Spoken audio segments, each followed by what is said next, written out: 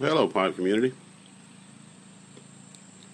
Sitting out on the front porch on a Thursday afternoon.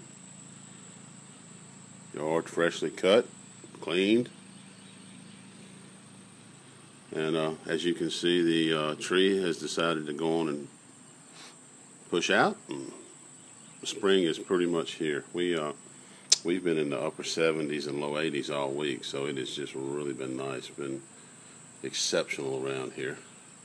Azaleas are fixing to bloom out here shortly. They're starting to put out their first. So in a week or so, 10 days, this whole area, because it's an older subdivision with a lot of azaleas planted, it's going to just bust out in color. Matter of fact, well, as you can see way across the street, there's one already in bloom. So we were sitting out enjoying the pipe. And I'm smoking my little mini Warden cob with the little green swirl stem on it, a little straight country gentleman. And I'm smoking a mixture of half Prince Albert and half Autumn Evening by Cornell and Deal. And I find at half and half it really puts that blend at the right place for me. It's too sweet, it's overpowered, straight, and but it puts it where it needs to be. And you get the maple flavor in the from the Autumn Evening, and then you also pick up a nuttiness from the burley flavor of the. So it's almost like it's a pecan pancake type aroma that you have with it. So, but I was just sitting out and thinking on this spring day, kind of my mind wandered a little bit to. Back when I was a senior in high school, and my dad had decided to take me and a couple friends and my cousin, first cousin, and on a little trip up to Mississippi. Now you got to remember this is 1974, and we were going to go crawfishing, and crawfish were not near about as present everywhere as they are today. Even here in Louisiana, I mean, that wasn't an everyday feat for people to boil crawfish back in 1974. So anyway, we had another group of kinfolks that had a hunting camp up in Fort Adams, Mississippi. And what happened up there in the springtime when the Mississippi would rise, it would back flood the waters up there around the camp, and you could go in and crawfish there.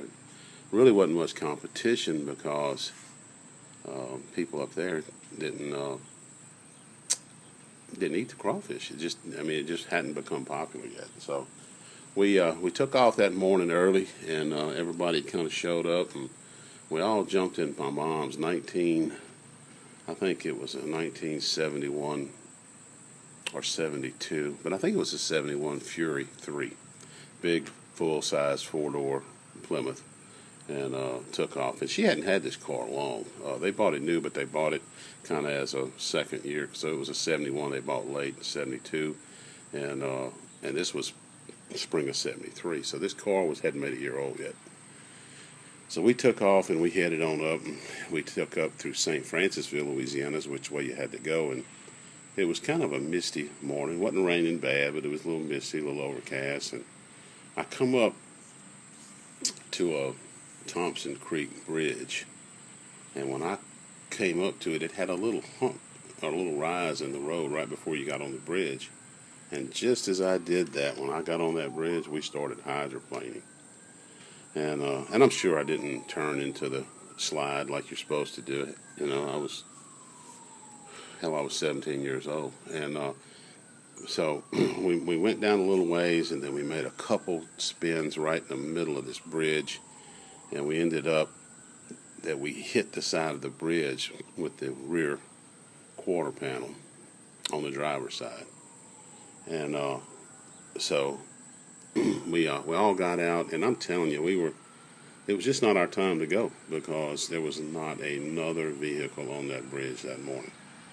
18-wheeler could have been coming. Anybody could have been coming. So we all kind of got our bearings, and a good friend of mine who's now passed away And when we come to a stop, he had his door open. He was ready to bail, you know. And but we looked around, surveyed, everybody was okay.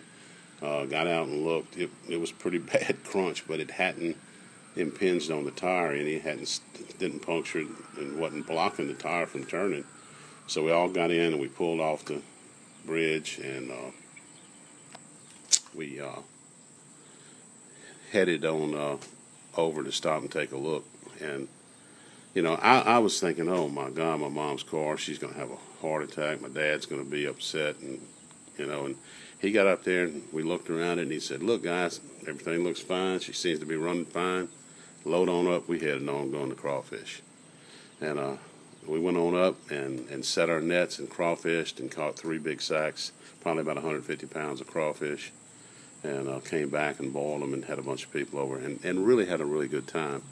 And one other quick thing I wanted to say is while we were up there was a gentleman, a local gentleman, and he come along and he saw, because we had the onion sacks, and after we had a couple full, and he was kind of watching what we were doing. You know, we had set nets, and if you haven't seen them, they're a little square-looking net with 4 wires that come up to a top, and you put your bait, and you set them down, and then you go and you approach them, and you pick them up with a pole, and then you just kind of slide them over into a tub, and you just take a big wash tub and float it on top of the water and empty the crawfish. So, but he said, "Man, what are y'all going to do with all that bait?"